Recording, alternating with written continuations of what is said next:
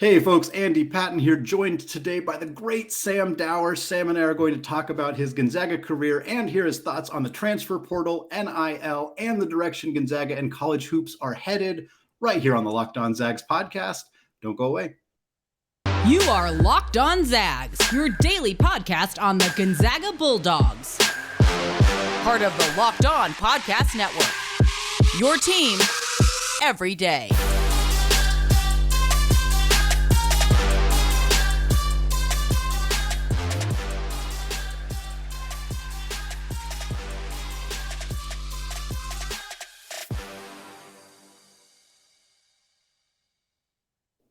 What is going on, y'all? Welcome to the Locked On Zags podcast, part of the Locked On Podcast Network, your team every day. I am your host and longtime Gonzaga podcaster, Andy Patton, here to bring you news and updates on all things Zag athletics.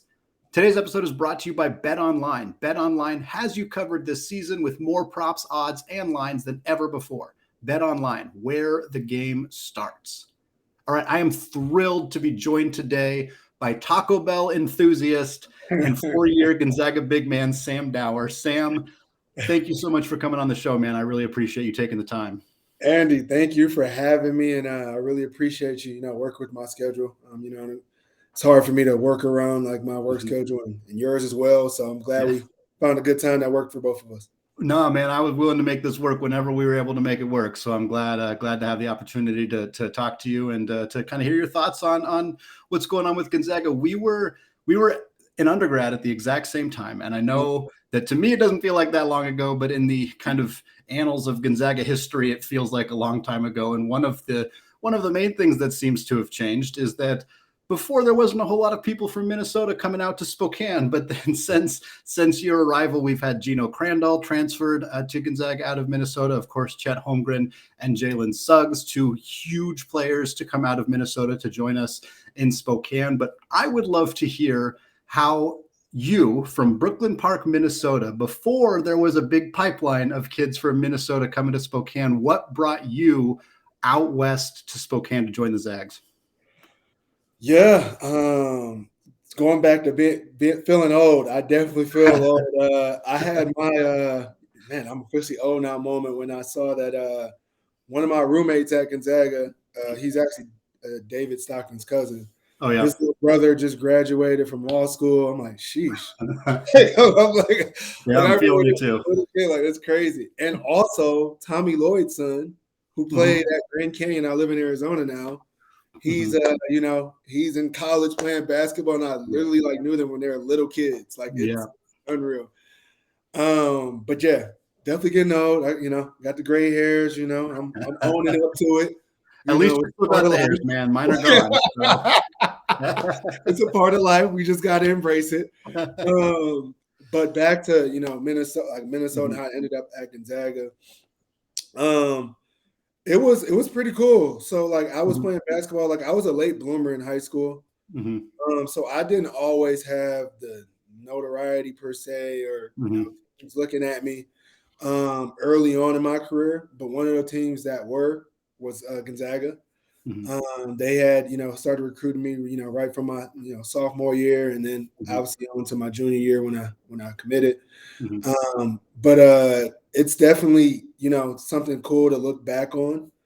But yeah, it's the typical recruiting process. They send letters.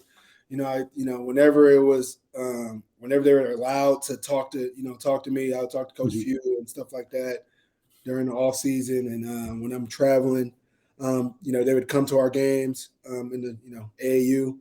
Yeah. But then I went on my official visit, which it was it was a long process because as I got better, I had more colleges looking at me. And then I had to narrow that list down when it came to, picking, where I wanted to go. And obviously Gonzaga was in that top 5, but it was just tough just getting to that point because I had to go and tell all those other colleges hey, thanks for, recruiting me, but I think I'm going a different direction. That was really hard for me, but it was something that I had to do. And a lot of, young athletes have to do, narrow it down to that 5 is, it's just part of the process. But then once I got down to that, top 5, which was Gonzaga, George Mason, Marquette, Cal Berkeley, and Minnesota. Yeah. Those are my top 5. I visited George Mason, obviously Minnesota. That was home. Marquette and Gonzaga. I actually never made it out to Cal Berkeley, but I had planned on it right after I went to Gonzaga. But I committed on my official visit to Gonzaga.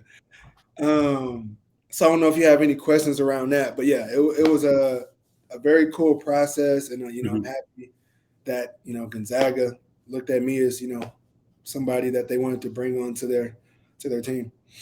Yeah, we've heard this story a few times, I think, from other Gonzaga student athletes as well, that one of the things that really seems to help in terms of recruiting for the Zags is being one of, if not the first program on somebody. I know specifically with Shemek Karnowski, before he committed to Gonzaga, there had been some rumblings that like Duke and some other high-profile programs had kind of started checking in towards the end, but Gonzaga had been on him for years, and obviously the international pipeline at Gonzaga was very, very strong. Hopefully is still as strong, although Tommy obviously had a huge part in that. But that's kind of a theme I've noticed a lot, is that Gonzaga seems to be very good at getting guys kind of early and getting them before maybe a lot of the other programs are around. Is that kind of how it happened for you? Yeah, that was definitely how it happened with me. And I looked at it because I had to look at college as, something different that I had, always envisioned it as. I'm like, man, like I'm potentially going to be going to this place for 4 years. Right. What's going to be the next fit for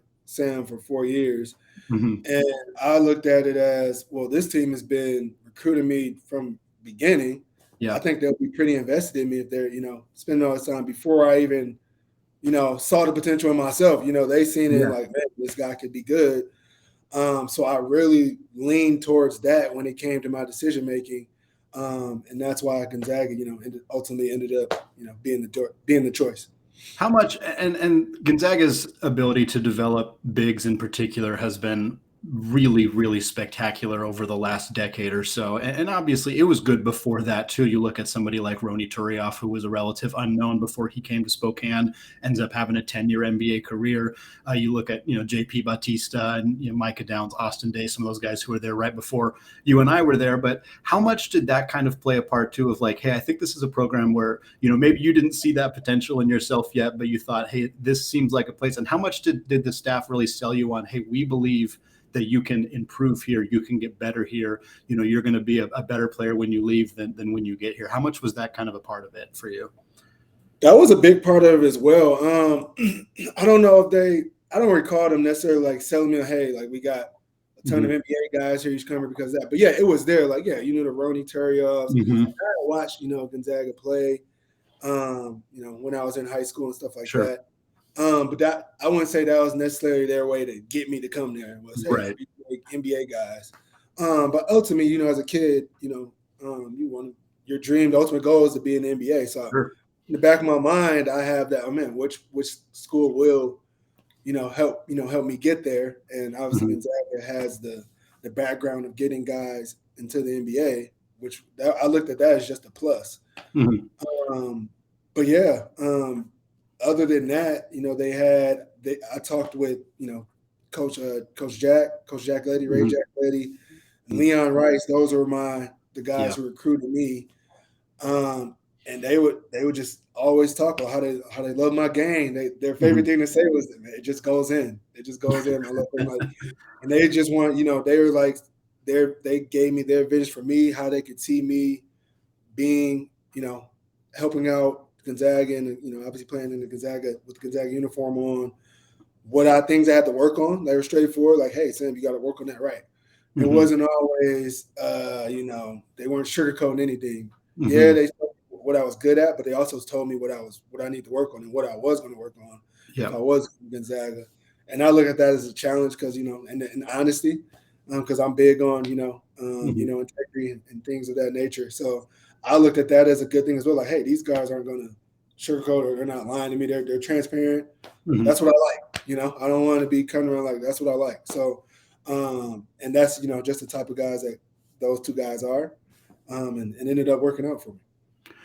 You had the pleasure of being on the first Gonzaga team to ever be ranked number one. The first time it was our senior year, as of that 2012-2013 season. It was an incredibly fun atmosphere to get that opportunity. I don't want to use the word commonplace. That's what I have in my notes. That feels like the wrong word, but obviously it is far more normalized for Gonzaga to be the number one ranked team. They were for majority of last year, pretty much the entirety of the season before that.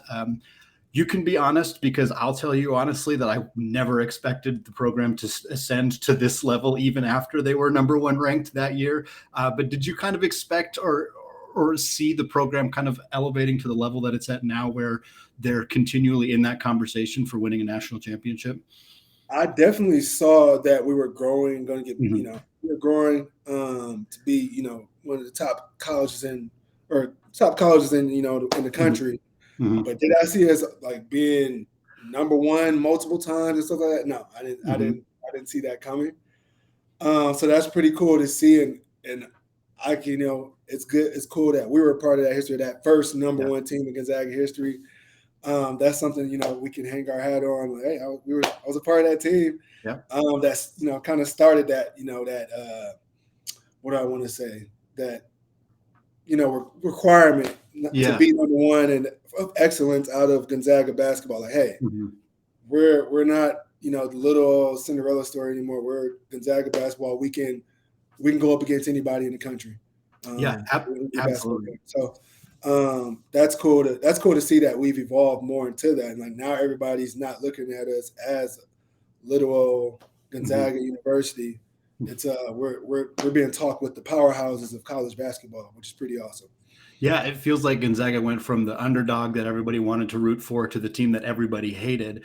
And it was unfortunate that that kind of switch happened before they actually won a championship. Usually that is kind of a step in the middle. I feel like Gonzaga's in this weird spot where everybody dislikes them for how much they win, but also criticizes them for not actually winning a championship, which if people hate the Lakers or the Patriots or whatever, like I get that because they win all the time, but it's like, feels a little bit unfair for Gonzaga to kind of be lumped into that kind of characteristic just because they haven't actually won. And that kind of is what I wanted to talk about a little bit here too, is like Mark Few has had such an incredibly accomplished career. He's won, over 900 games. He's won however many WCC championships, been to the tournament for a streak long enough to legally drink, which is insane. Is there anything left besides that championship for him to accomplish? Or do you feel like that we're kind of championship or bust right now at this Gonzaga program? Is there anything left as far as what? Yeah, is there anything? I mean, he's got to win championship, but like, has he accomplished pretty much everything else that you can accomplish? Yeah, I mean, look at the guy's resume. Like, all he has left is win a national title. I feel like he gets the same type of, I don't want to say hate, but bias, because like LeBron James for making the finals every 8 years straight. Yeah. Like, how are you going to talk somebody down from doing one of the hardest things it is to do in basketball ever? Yeah. And people are saying now that it's really hard to make it once. We make it to the tournament, every year. That's not easy. No. And Coach Few has been able to do that he's been coaching over 20 years. And he's been constantly making the tournament, constantly. We've been in championship games, Final Fours, Elite Eights. People don't understand how hard it is to do that. Yeah. It's ridiculously hard to do that. So I look at it as just a testament to Coach Few and just, his discipline and just he's dialed in. Like, he doesn't let all those other things get to him. He wants to win. And you want to know why I know he wants to win? Because look at his resume. Yeah. That's why I know he wants to win. So he's done it a lot of times. Yeah. So development has been one of the biggest things that has really, I think, propelled Gonzaga to the level that they've at, is the ability to not only identify talent that maybe other schools are not identifying, or certainly identifying international talent and bringing that in, but then also developing those players. And one of the biggest stories of player development success in Gonzaga's history was one of your very good friends, Kelly Olynyk, who went from being he didn't redshirt right away, but he didn't play a ton his first couple of years, was still kind of figuring out how to be 7 feet tall. And then he redshirted that year and comes back and is you know, an All-American lottery pick, is still playing in the NBA to this day. How much of an impact do you think that season, that growth that Kelly has had on the Gonzaga program in general? It's helped. I think it's helped us get a lot of more like, you know, star players now, just because to see that, man, like Gonzaga really does, especially as bigs, like Gonzaga really puts a lot of effort into developing their players, which they do. They do actually. It's funny because like with Kelly, like that's my best friend. Like I was just playing the game with him earlier. But going in like his redshirt season, like nobody had no clue how good he was going to be, except for us. Like it was inside because he was practicing with us. And he would always be like the best teams, like the opposing team, like we do practice, he'll be the other team's best player. And Coach Hughes, Coach Hughes would get so like mad at him sometimes because he would do like some crazy like NBA move. He would torch us. Kelly would torch us every time, every practice. He would, because those are his games. He would look forward to it. He really would look forward to practically like, man, I'm getting so much better, and like this is my game. And he would do like these NBA moves and just would kill us in practice. And Coach would get, man, like Kelly, that guy can't do that move. What do you do? Like he can't. He's not like he can't do that move. Like what? No, let's do what they do, and you know, and let's stay on the same page. But yeah. So like all of us knew internally, Kelly's gonna NBA. Like we do that. Coach, you knew it. All the players, he's once they let him loose, he's done with his red shirt. He's going to the NBA. I remember that. Really cool to see. I remember that so distinctly because right before that season started, I remember there was some rumblings and some interviews that Coach did, kind of talking about how excited they were for Kelly and like what he was going to bring. And nobody believed it. How could people who weren't seeing that believe? You know, because they only saw a small sample his freshman year, which wasn't the same. It was a completely different kid. Like the trajectory he took from freshman year to junior year when he sophomore and then junior year when he finally played, like it's unreal. Yeah. A ton of growth, and that didn't come easy. Like he was just dialed in every day. Like I'd never seen somebody with the work ethic like Kelly has, and he still has it to this day. Yeah. That's why he's still in the league. Not a lot of guys. So Kelly's story is obviously an incredibly inspirational one. Certainly your story as somebody who did not, I think you started 7 games in your first 3 years, and then you started over 30 games in your final year at Gonzaga. Yeah. Obviously a growth and a development there.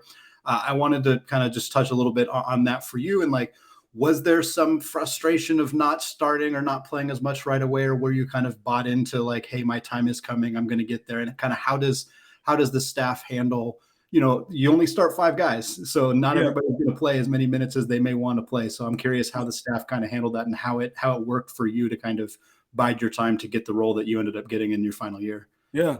So my freshman year, I wasn't sure, like, because I had a bunch of like, not a bunch, but a couple welcome to college moments because I felt like I was there skill-wise, but physically I wasn't there yet. And so like it was kind of like we had talks like, do you want a red shirt or not? And like I felt like I was good enough to play, so I didn't redshirt my first year. Right. Or no, I did redshirt my first. Sorry. I did end up redshirting. And then after that, I came my sophomore year and then had a really good sophomore year. So I got confused because like my sophomore year I was a freshman because I redshirted. Right. I made an all freshman first team, team, freshman team my sophomore year, which was actually, but we had those talks because I just wasn't there physically. And I'm happy I did that. Just because like it helped me grow and learn the pace of college basketball, which is completely different from high school. The physicality, obviously. We have a lot of the playbooks. Just the daily routines that you just have to get used to as a college basketball player. You got school as well. Like it's different. And you have to get used to that schedule because it is ridiculous.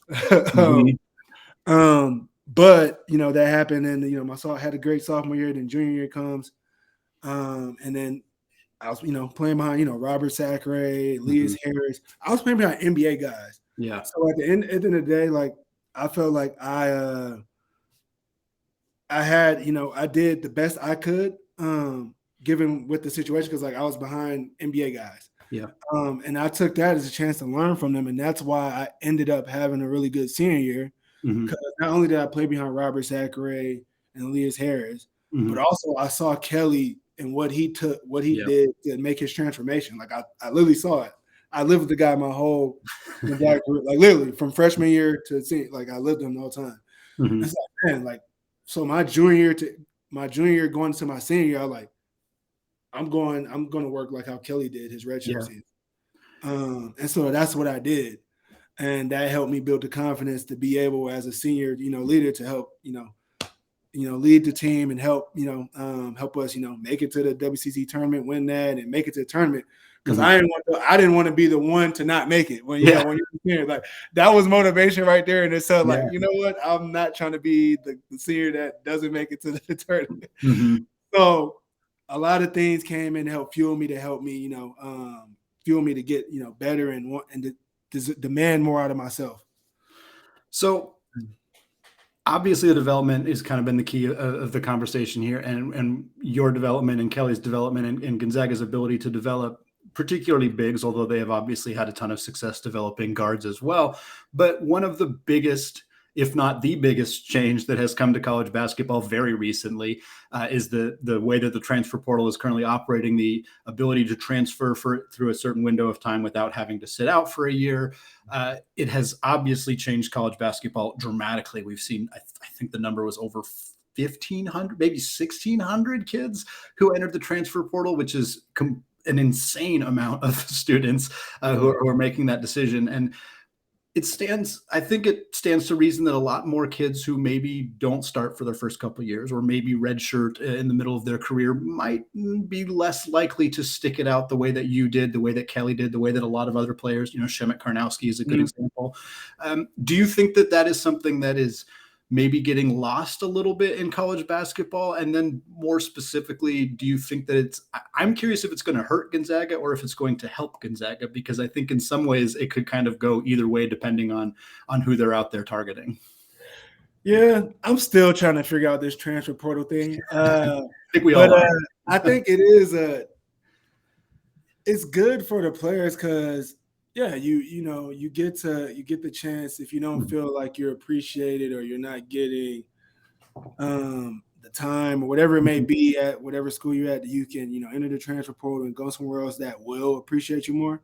I get that, and I'm all for that. Like, players being appreciated and feeling like they're welcome. So I am for that. As far as Gonzaga, how it affect Gonzaga, I don't think it. Honestly, I don't think it will affect Gonzaga, because Gonzaga only recruits guys that are that, but like that's what Gonzaga recruits. Like they don't recruit guys that would, man, I don't feel appreciated. Like Gonzaga brings guys on that they think will, stick there and be a part of the team for a while. So for Gonzaga, I don't see it being a problem, but for a lot of those other teams, I do. I don't see that problem for Gonzaga. Yeah, you look at Gonzaga hasn't had a whole lot of people transfer out. Like, even before the transfer portal was as prominent as it is, there have been a handful of guys, and there have been, the number of misses that I can kind of count where I think, oh, they expected more out of that kid than they got, is like, I can probably count them on one hand. Like, there's so few that happen. And this year Will Graves is the only player transferring out. And I don't want to say that doesn't count, because he's obviously a part of the team, but it's a different situation where he's just trying to find another opportunity to play, which is not an opportunity he has at Gonzaga. And you talked about recruiting Zags, and I love that concept, because I think it's very difficult to quantify. And for a long time, a lot of the way people looked at that was like 3 or 4 year guys, like guys who are not necessarily, who are going to be college guys, they're not going to leave early, whatever. And that's not the case anymore. Gonzaga has now had 3 1-and-dones. There have had a ton of 2-and-dones, plenty of 3. And like, the guys are not staying for all 4 years all the time, but it doesn't seem like they still seem to find guys who fit. And I think Jalen Suggs and Chet Holmgren, the 2 Minnesota guys, are great examples of very obvious 1-and-dones. Clear from day one. There was never for sure chance that those guys were coming back to Gonzaga, but they didn't take on, they didn't have me first roles or mentalities. They didn't seem to come in to try to score as many points as they could. Chet in a lot of ways was deferential to Drew Timme and like let him do more of the scoring despite being the number one overall prospect in the class, which is very, very rare.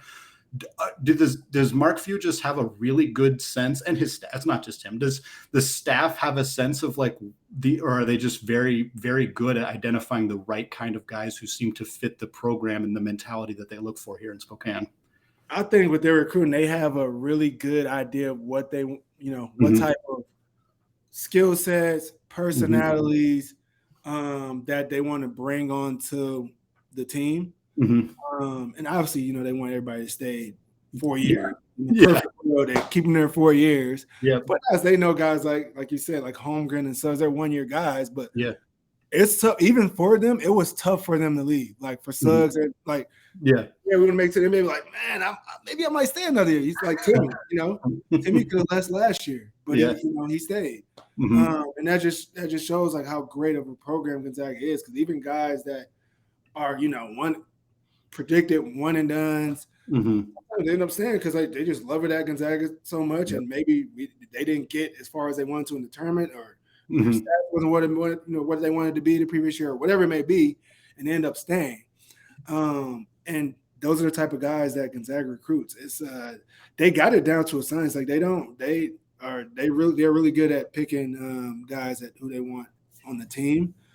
I don't know how they do it. I mean, with me, I guess I don't know how they do it.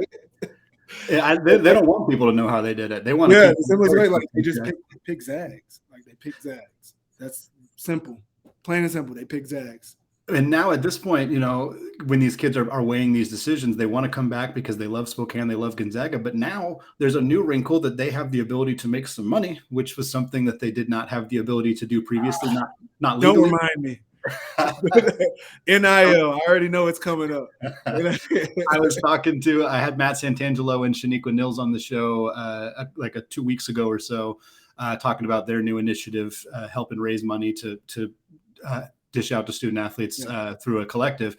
And Shaniqua was saying the same thing. She was like, man, I was a single mom in college. Like I would have taken every single opportunity that I could have to make some money. And I would have just needed one place, and one place. And I wouldn't even have to ask. They would have just gave it to me, because it's ridiculous how much Taco Bell we ate back then. I wish I could eat it as much as I did back then. My metabolism slowed down. I'm getting a little old. I can't eat it as much as I would like. But I would have had a Taco Bell NIL deal all the time. Go ahead. No, you got it. I was just going to say, do you have a proposed what you would have wanted Taco Bell to do? Is there a deal? Is there like a specific meal that you would have wanted them to do? A Dower taco?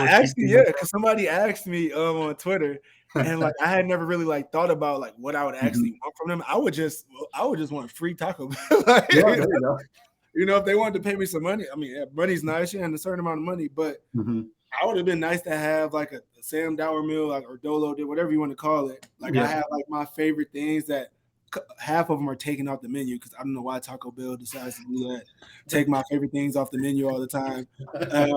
But I'd bring those back for sure, because those are fan favorites. And like I'd want to like be in like commercials and stuff like that. Like I still want to do that. Like I tweeted them because I want to be a part of Taco Bell one day. I don't know what they have for me in the future, but I'm speaking into existence. Taco Bell, like I'm ready for you.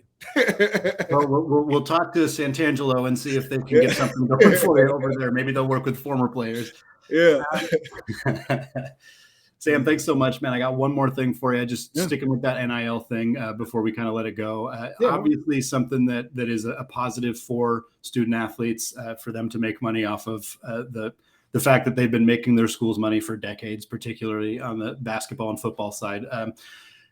It's a good thing for student athletes. How have you kind of interpreted what's been going on so far? Do you think that there's some things that maybe need to be ironed out, or is it kind of one of those things where, hey, if they're willing to pay you, go get your money, go earn the money that you deserve? Go get that bag. If they're going to pay you, like, because we deserve it. Like I remember being in college and not having any money. Like you get the scholarships and stuff like that, but like we're eating at Taco Bell because we didn't have money to go to good restaurants. Taco Bell had a value menu, things for 79 cents, 89 cents, 99 cents. Like we would just kill it on that value menu. But not, like But we're as student athletes, obviously the athlete or student comes first. Yeah, you got to go to school, and then you got to spend the rest of your time at practice, getting better. Everything that entails with being an athlete. And students get paid for that. I mean, it's not because they're an athlete, but because the NCAA makes a crap ton of money off of it. Yeah.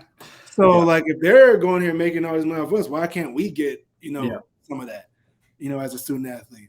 So they definitely, if they any chance they get, I would be trying to get all the NIL deals I could that were thrown my way if I could, because they deserve it. They put so much time and effort into the classroom and on the court, or whatever sport they're playing. They deserve that, get paid for that. 1000%, Sam. Could not agree with you more. Sam, thank you so much for coming on the show, man. I really appreciate you taking the time. It's always fun to talk to former Zags and kind of get the perspective on how things are going with the program now. So thanks again. Yeah, I appreciate it, Andy. Here anytime, man. Absolutely. So you can follow Sam on Twitter at Dolo Dower if you are looking for more Taco Bell takes. That is the primary thing to find there on Twitter. We're not going to have an episode next Monday to celebrate the holiday, but we will have our normal mailbag on Tuesday for those listening right here on the Locked On Zags podcast. Thank you for making Locked On Zags your first listen of the day, and go Zags. Go Zags.